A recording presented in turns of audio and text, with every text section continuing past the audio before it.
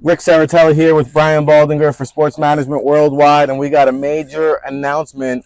We are coming to the Sports Management Worldwide Football Career Conference in Indianapolis for the NFL Scouting Combine, Baldy, and I'm looking forward to imparting our knowledge and experience. And I know you've been at it as a player, a coach, an analyst, a scout, and we're going to get a chance to talk to the next generation of up-and-coming superstars. Well, I think it's the next step, in this whole offseason leading up to, the draft at the end of April. And we get to eyeball these kids in real drills here.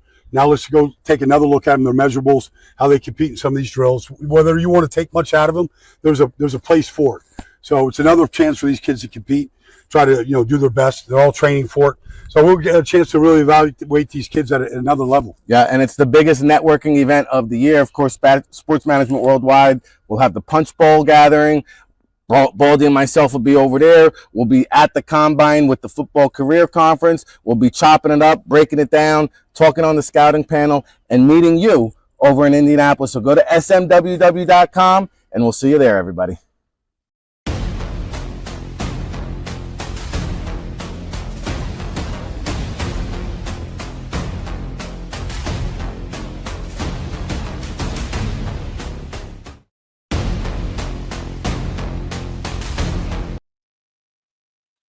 Welcome on into the All Access Football NFL DraftCast show. I am one half of your host, Rick Serritella, here on this Wednesday, February 19th, 2025. We're just 64 days away from the 2025 NFL Draft and just several days away from the NFL Scouting Combine. As you saw our promo there with Sports Management Worldwide, we'll be out at the Football Career Conference. I'm so honored to be a part of it once again.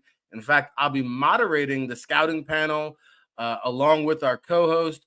Our guy, Dane Vandernat, will be out there. Elise Perigo, the assistant director of personnel from the Kansas City Chiefs. So you're going to get a lot of different types of personnel perspectives. Of course, Dane spent 10 years with the Oakland Raiders, now with the Hamilton Ticats. So a lot of different scouting analysis that's going to be going on in Indianapolis. Of course, we've got the biggest networking event of the year, the Punch Bowl Social, and we hope to see you out there. So please drop us a line if you're coming through. We'd love to say hello.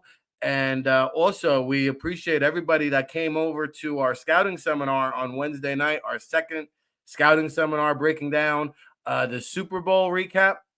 And to do that was our co-host, Brian Baldinger, of course, a 10-year NFL vet, undrafted free agent out of Duke, pride of Massapequa, New York, NFL Network host, Fox Sports, Odyssey, and all that right here.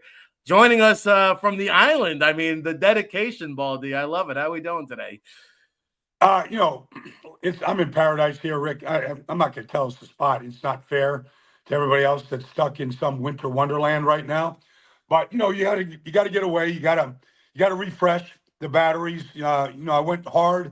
From literally July 22nd when I was at the Jets practice this summer, straight through training camp, the season, announcing games, all the way up to Super Bowl Sunday, and then the recap of the Super Bowl. And, of course, the ultimate, honestly, in this whole industry is what the Eagles just did last Friday in Philadelphia with their ceremonial parade. And so 31 other teams right now, Rick, honestly, are doing what we're doing right now, looking to find, can they find a Jalen Carter, a Nolan Smith? Can they find a Zach Bond in free agency? Can they find Cooper DeJean or, Quinyon Mitchell? The guys that really solidified a talented team and made it a great team. And so that's what this process that we're under over the next 63, 64 days, Rick, is really all about. Yeah, I was at the parade there in Philadelphia. A lot of bird lights and cheesesteaks were flowing. And I just wanted to be around the greatness because these opportunities don't always come around. It was great to see Howie Roseman bleed for the city. And, Howie has been an NFL draft maestro. And, of course, the process, outside of the actual NFL draft week, I mean, next week is like the cream of the crop. The NFL converges in Indianapolis. We're going to have 329 participants performing on the same surface, Lucas Oil Stadium. Of course, the turf has been changed throughout the years, but why evaluators like this, Baldy, is it's the same drills, same surface, same atmosphere for the last 40, 45 years or so. It's an apples to apples comparison, orange to orange, however you want to phrase it. But you get to see these athletes go through the combine, and I'm wondering, I know you're a trench guy. There's a lot of buzz about the quarterbacks. What are you most excited to see when we ascend upon Indianapolis next week? Well, part of this whole combine is an extension of the bowl games that we are all at, whether it was the Hula Bowl, the Senior Bowl, the East-West Shrine game. I got a chance to see these guys up close, with the pads, the helmets on, really doing some banging one-on-one drills. And it is, I think, an exquisite class because we got guys with real NFL size, real NFL frames, real NFL builds with some twitch, some length, all the things you're looking for.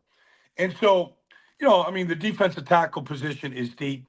I don't care if you're looking at the kids from Michigan, whether it's Graham or Grant, or, you're looking at guys that have tremendous size like, Deion Walker at Kentucky.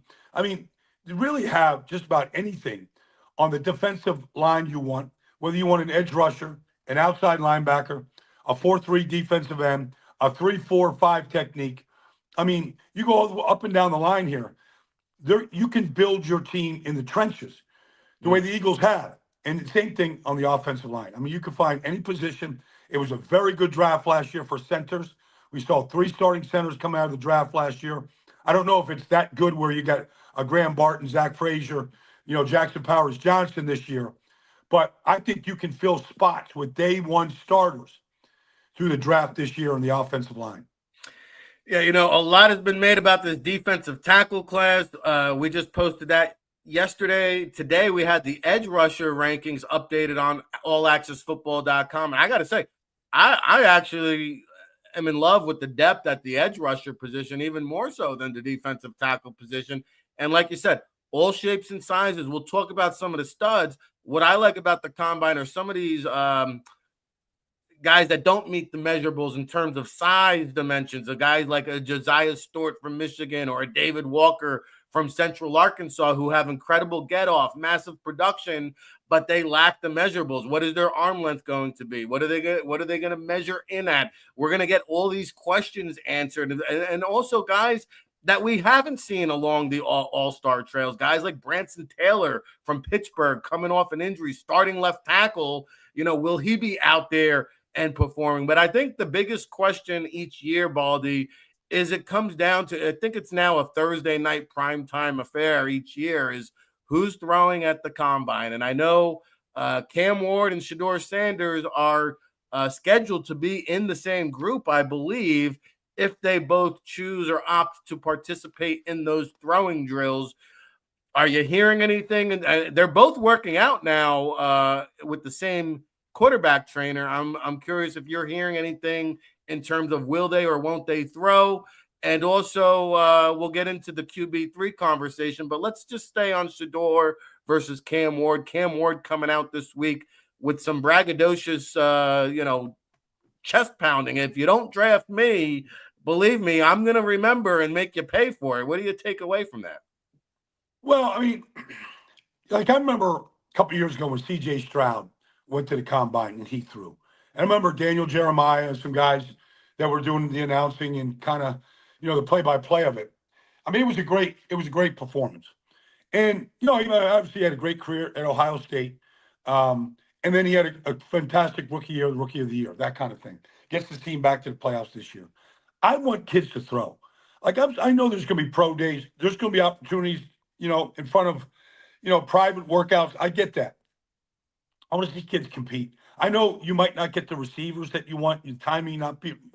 I want to see the ball come out of guys' hands. I want to be out on the field with Kurt Warner and some of the guys that are sort of analyzing this stuff. I want to see guys throw a football. I saw, Jackson Dart throw at the Senior Bowl. Jalen Milroe throw. It makes a difference to me. Now, the back and forth with Cam and Shedeur, that's kind of, we've seen that. Sometimes it's good. Zach Wilson came out and popped off, his work day.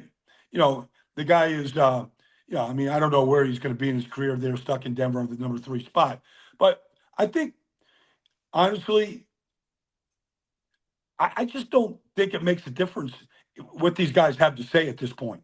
Like it really your arm and your production and how you present yourself. Jaden Daniels is an elite person. Like he doesn't need to go pop off, a year ago. Like he was he was phenomenal what he just did. Like I want to see the play in the arm and how you handle the day. I want to see that speak for itself. Yeah, and you mentioned we saw Jackson Dart and Jalen Milroe down in Mobile. We did not see Will Howard, who was coming off that national championship game. Now, I was there when we broke down the college football playoff film session with our scouting seminar. I know you happen to be a Will Howard fan. Is he your QB3 going into Indy, or is that to be determined? I think it's going to be determined. I mean, there's a lot of good tape on Will. Obviously, he won a national championship. You can pull out plays and throughout the whole process, Ohio State, Michigan, bowl games, all that stuff. You love his size. Um, you know, it's just a question right now is he just a big guy with a good arm or can he really play the position? And so that a lot of it, we got to go back and really comb these games and really look at some of these throws. We did the same thing with, a year ago when we were looking at Michigan and, what are we looking at here? And with JJ, and is he really an NFL quarterback? Is he just a product of a system? Like all those questions are out there with Will. The talent around him on the offensive line, the running back position, the receiver is so deep. The coaching was elite, the whole thing. I think we got to dig deeper into the tape at this point before we start saying who's number 3, whether it's Jackson Dart right now. Because honestly, we're going to get these guys pushed up and overdrafted, period. I don't think we're looking at guys that look like Jaden Daniels to me, look like C.J. Stroud to me at this point. It's early in the process. I've talked to Cam Newton about this. When Cam came out and was undisputed number 1 pick, but everybody was taking shots at Cam through the whole process. 1 year at Auburn, junior college, just an athlete and a big athlete playing. Could he throw the ball, the ball in tight spaces? Could he make the NFL throws? Well, he threw for 4,000 yards his rookie year. The guy came out, threw for 400 yards in his first 2 starts. A lot of this stuff is to be determined. We got to put him through the ringer here. And honestly, we got to pick him apart at this point. Yeah, I get a little bit of Mason Rudolph vibes from Will Howard. You mentioned Cam Newton. That's a pretty interesting thing with, the Cam Ward story. Kind of similar to Cam Newton coming from Incarnate Ward, 0-star recruit, tears it up at Washington State. Heisman runner-up. I mean, like, if Cam Ward goes on to win the Super Bowl, they're going to make a movie of this young man. You can't make the script any better. So, the only guy with the better script is Kurt Warner, Stock and Shells in Des Moines, Iowa. Like, that's that's the number 1 quarterback story. But yes, it's a rags to riches type thing. One scholarship offer, Incarnate Ward. Yeah. From supermarket to Super Bowl, Kurt Warner. We got Brian Baldinger, Rick Serritella gearing up for the NFL Scouting Combine next week in Indianapolis. We're going to take a quick commercial break, get to your questions, leave them in the chat room. We'll be back right after this. Let's drop in on left guard of Alabama, Tyler Booker. He might be the first offensive lineman taken in this draft this year because he's so clean. He's so big, wide, and strong. We watch him pass this stunt. All right? There it is. Clean pocket. Like, you just pick a skill. Pick a skill that you're looking here. Like you watch him one-on-one pass protection here. Once he gets this position and he locks you out, like he does right here, it's over. Once he gets his hands inside and locks you out, it's a finish. All right, now, the guy's got good power. Good power. You watch him reverse shoulder block right here and move big bodies. Like this is, and just wall him off. Head right in the sternum, right? Just kissing the chest. One good fundamental after another. You watch him right here. Like watch him open this lane for Milroe to go through. Here we go. So come back on the moving defensive tackle and square up and then move him. And Milroe goes right off him, right up the middle. I mean, he's a great runner now. All right, he doesn't need all the help, but he got him a lane. Okay, now, here we go. Let's go and take a look right here at the this ability just to lock out. Bam. It's right there. Finish. Like he does this a lot in pass protection. Like when you're going up against Jalen Carter, Chris Jones right now, Vita Vea, the monsters inside the NFL, you better have a monster be able to go compete with them. And so you watch it and here you go. This is beautiful stuff. Like good stance, square. That's called help. Like that's what you want. All right, you're free to help. Bam, boom. All right, now, can you get athletic? Can you get out on the perimeter? Can you lead your quarterback, your running back to the promised land? Get out of your stance. Georgia with the late stump. Here you go. Like Milroe just outruns him to the end zone, but he's looking and he moves. And he's always down there at the end of every play, no matter how far it is down the field. Tyler, book it. That's right. Tyler Booker, book it. Top of the first round. Rick Serritella here with Brian Baldinger for Sports Management Worldwide, and we got a major announcement. We are coming to the Sports Management Worldwide Football Career Conference in Indianapolis for the NFL Scouting Combine, Baldy, and I'm looking forward to imparting our knowledge and experience. And I know you've been at it as a player, a coach, an analyst, a scout, and we're going to get a chance to talk to the next generation of up-and-coming superstars. Well, I think it's the next step, in this whole offseason leading up to, the draft at the end of April. And we get to eyeball these kids in real drills here. Now let's go take another look at them, their measurables, how they compete in some of these drills. Whether you want to take much out of them, there's a place for it. So it's another chance for these kids to compete, try to, do their best. They're all training for it. So we'll get a chance to really evaluate these kids at another level. Yeah, and it's the biggest networking event of the year. Of course, Sports Management Worldwide will have the Punch Bowl gathering. Baldy and myself will be over there. We'll be at the Combine with the Football Career Conference. We'll be chopping it up, breaking it down, talking on the scouting panel, and meeting you over in Indianapolis. So go to smww.com, and we'll see you there, everybody. All right, it's the place to be. Buckle up. You're tuned into the NFL DraftCast show. We're on location across the nation. So keep it locked every Wednesday, 3:30 p.m. Eastern Time, right here on X and around the All Access Football Media Platform Network. We are live. That's right, baby. You're tuned in to the All Access Football NFL DraftCast show. We're live around the universe. Thank you, our super producer, Cole Glotzer, holding it down with the snow in Tennessee. Brian Baldinger checking in from the Caribbean. Of course, I got my own salt life going on down here at the Jersey Shore. I love the hat, by the way, Baldy. That's a really flavorful hat that you're bringing and representing. I got my Fly Eagles Fly cap going on. You saw me down at the parade. We had a great time. I want to get into some of the rumor mills, some of the whispers going on, the winds, so to speak, that'll be swirling in downtown Indianapolis. Quick question, and by the way, we love getting interactive with you wherever you're tuned in.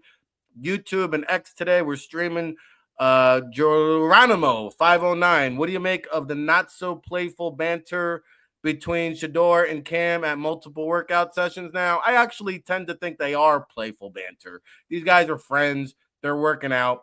They're training. I'm with Baldy. You can only read too much into this stuff. What do you want these guys to do? They're working out 10 hours a day together. They're living together. They're rooming together. They're working out together.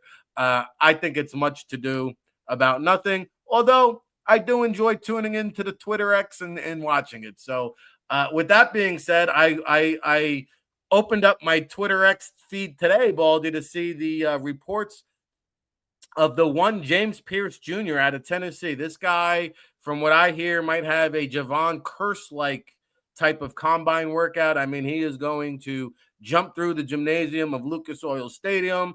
When you talk about looks the part, plays the part a little bit. I'd like to see him finish a little bit better, but in terms of traits, frame, characteristics, movement, there is some production and a body of work there in the SEC. Slow out the gates this year, came on strong, but your friend there at NFL.com, Daniel Jeremiah, had his latest mock draft. James Pierce Jr. was not to be found. What do you make of this situation? What are the NFL teams? How are they going to address this at the Combine? What should we expect with the James Pierce Jr. out of Tennessee? Well, I mean, everybody's got to do their diligence. They got to do their homework on, is there real character flaws? Because sometimes you can mask these flaws, but they do show up. Sometimes they don't. I mean, Jalen Carter had this issue. He was the number one pick, 3 years ago in this draft out of Georgia. I don't think there was any question he was the most talented, but he dropped to the Eagles because of concerns. And this might be going on with James Pierce right now. I don't know. I mean, it's just rumors at this point, but DJ is doing his homework when he's putting his top 50 together.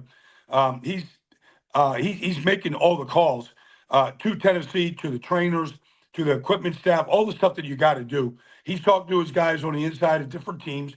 They're calling him. They're all cross-checking. And so it's a concern at this point. But, I don't believe in anybody being guilty until there's real evidence saying so. So at this point, it's just the rumors. This thing could get cleared up. And everybody will look at it differently. Everybody will may take a flyer earlier than maybe they would have, or later, depending on the situation. So everybody's got to do their own diligence, and they got to find their own comfort level.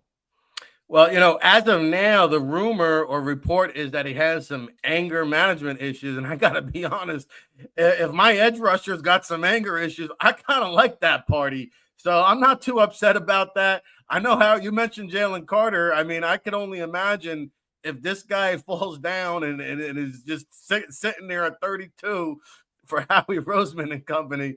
I mean, what a pick that would be. Hey, Brian Baldinger, Rick Serritella here on the All Access Football NFL DraftCast show. We're here each and every Wednesday, 3:30 p.m. Eastern. We'll be broadcasting live next week in Indianapolis with some pop-up shows. And we might have a guest from the Jacksonville Jaguars on the show, but it won't be their general manager because they're still doing interviews. I mean, like, what's going on here? We're days away from the combine, and we don't have, like, what's the vision? What's the game plan? What's the war room doing? Like, where's the direction coming from, Baldy? Like, have you ever – I can't recall going into a combine where the GM is unsettled. I can't recall this ever happening. Well, I mean, obviously, we went a different route.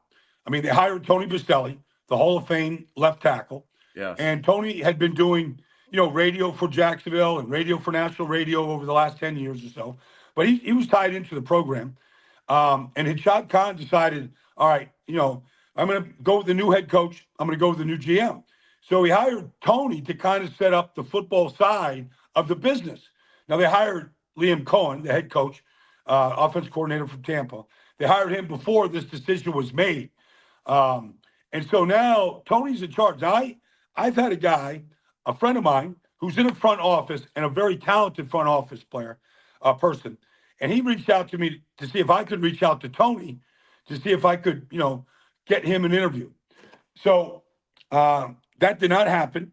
Tony did not follow through with that. I'm not going to mention his name right now.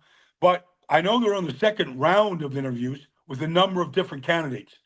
They got to get this right. They got to get it all right. There've been just too much turmoil and too much turnover over the last 5-6 years. And that's all Trevor Lawrence knows, whether it's coach, front office. There's just been far too much turnover, and they've got to get this right. So I don't know if Tony's going to be the active GM.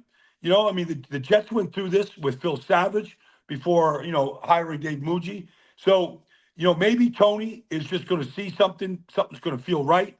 He was at odds with the GM that was there. They had their falling out.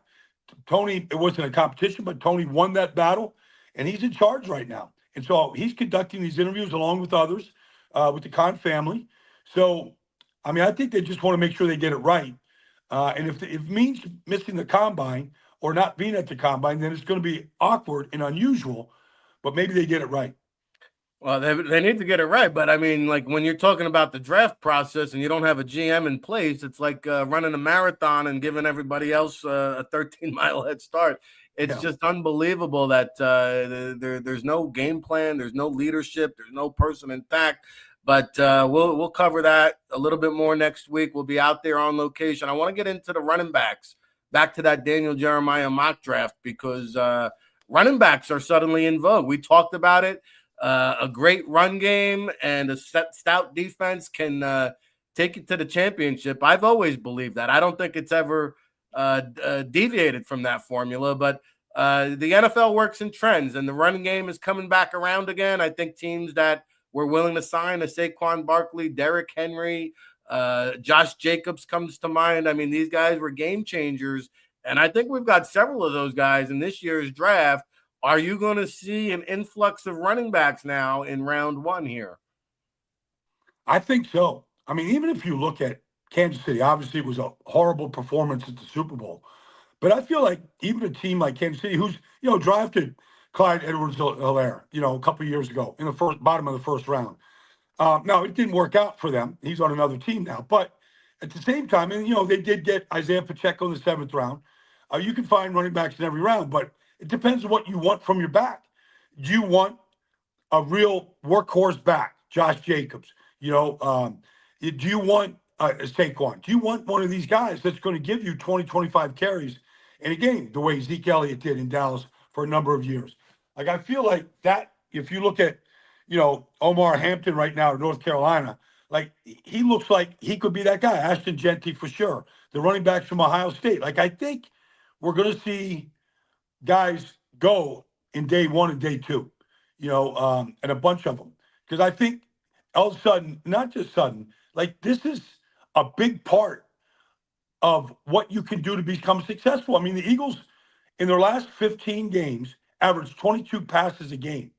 Yet counting the playoffs, the 20 total games, 21 total games, they ran the ball 725 times. Like, only 2 teams in history have run it that many times. One of those teams was the Chicago Bears, who won the Super Bowl, with Walter Payton in that group back in '85. So I think it's time for this thing to come full circle.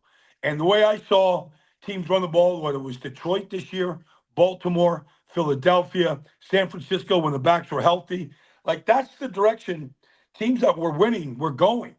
And if that's the case, give me a young running back with fresh legs that's got 300 carries in him. Let's go to war. Like, I think Pittsburgh is going to be in that category this year.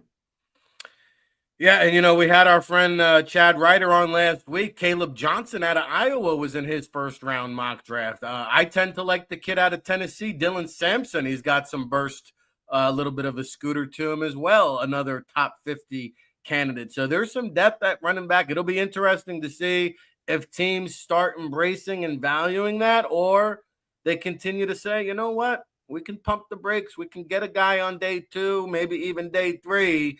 We shall see. And we didn't even bring up the name Cam Scatteraboo, who I think could be the running back wild card. But speaking of wild cards, when you talk about top 5 overall, we've got a wild card that you and I are both high on. I'm curious to see if the national media is going to be on as high on him. But more importantly, will the NFL be as high on him? I mean, I think about the impact that we've seen guys like Brock Bowers coming into the league. I'll take it back to like Jeremy Shockey and what he did to kind of change the identity of that Giants offense. Different style of player in that Tyler Warren of Penn State, but this is a game changer at the tight end position, Baldy, something that you rarely see. And I know Kyle Pitts a couple years ago kind of had this buzz about him, didn't exactly pan out, mostly I think because of injury. But this guy, Taylor Warren, is kind of built differently. I mean, look, I saw last year at the Super Bowl in Las Vegas, I saw Brock Bowers next to Gronkowski. And I didn't think, I mean, he looked like a little kid next to Gronk. Yet the production was off the charts. The route running, after the catch, ability to get open. Tyler Warren is, I think he's a top 10 pick right now. I think this guy, like, you watch him run the Wildcat at Penn State, you watch him in the red zone, you watch his size, his reach, his power, his blocking ability. Like, we have not seen, I know Kyle Pitts was the top, 5 pick, but Kyle Pitts moves differently. It still does next to Tyler Warren. Like, I think this guy is a beast. I can't, like, I think Dallas Goedert is a really good player.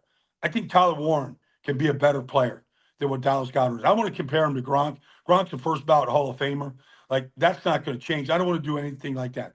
But I would say Tyler Warren, like, Dallas Goedert is a hell of a football player. He's a great blocker. He's got great size. He's excellent after the catch. I think Tyler Warren is a better prospect at this point than what Dallas Goedert has been in the NFL.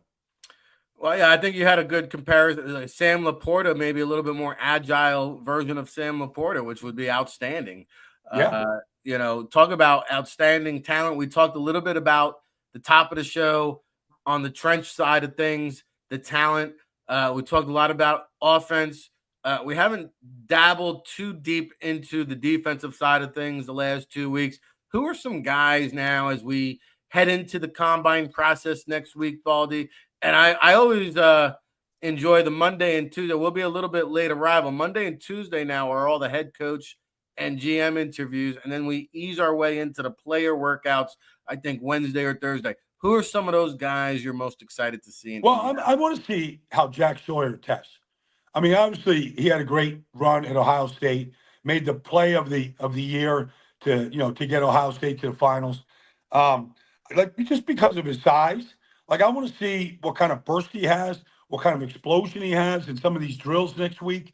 I want to see what Jack Sawyer looks like.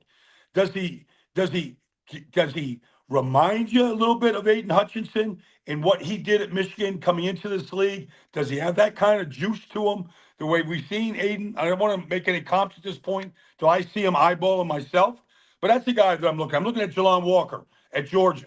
I mean, Georgia just the thing about these Georgia kids, and I said it leading up to the Super Bowl. A lot of them are not going to put up great stats. I mean, Kirby's rotating these guys through. You're not going to be on the field long enough, to put up great numbers. Like Nolan Smith is a kid that just took off. He was the 30th pick in the first round, and this kid took off from week 6 this year to becoming just a violent player off the edge for the Eagles. Is Jelon Walker, does he have that sort of juice to him? I don't think he's going to run like that, the way Nolan Smith ran, but he's got size, he's got power. He's a little bit bigger than Nolan Smith. I want to see what Jelon Walker looks like right now. Yeah, that's a great comparison too, because both guys played a little bit off ball, played some pass rush, can do both. It's identify a role and implement, right? And that's what you got to figure out with these guys. Michael Williams from Georgia is another one I think is going to shoot up the draft boards after this combine. And again, I go back to the edge rushers. You've got a loaded class we're like 30 minutes into the show. We haven't mentioned Abdul Carter. We just talked about James Pierce. We went in deep with Mike Green out of Marshall last week. Nick Scourton from Texas A&M, who bailed out of the Senior Bowl. We have yet to see him live and in person. You mentioned Jack Sawyer. How about his counterpart, JT Tuamalo? I mean, this pass rusher edge class is just loaded. I mean, there is so much depth. The Boston College kid, I mean, his get-off down at the Senior Bowl was explosive. I mean, there's so many guys on the edge rush position. I think this is where there's going to be a lot of value, a lot of guys I'm excited to see, and we're going to get to compare them side by side. Also, the cornerback position, I think after Travis Hunter, who's the consensus number one, I think there's a lot of questions there. Will Johnson has been out of sight, out of mind with an injury. Is he going to perform? If he doesn't test at the combine next week, are we going to have to wait to his pro day? Benjamin Morrison out of Notre Dame, same deal. The cornerback spot, Jahdae Barron, despite the 5'10" frame, is looking better and better. The Thorpe Award winner, I like that young man out of Texas, but I think the cornerback position, there's a lot of more questions than answers right now at this point. Well, I mean, there's different philosophies, Rick, right? So there's some people, I mean, Andy Reid was always a big believer in the edge philosophy, building your teams on the edge. Tackles, pass rushers, corners. Get stronger. I mean, I think we're going to see 5 or 6 corners for sure taken in the first round. Now we'll see how the quarterbacks fit in, because that can affect that if there's a run or a push. But I mean, and just like we did last year, we're going to have 5 or 6 corners being first rounders. Now, just like last year, was it Kool-Aid McKinstry? Was it Quinyon Mitchell?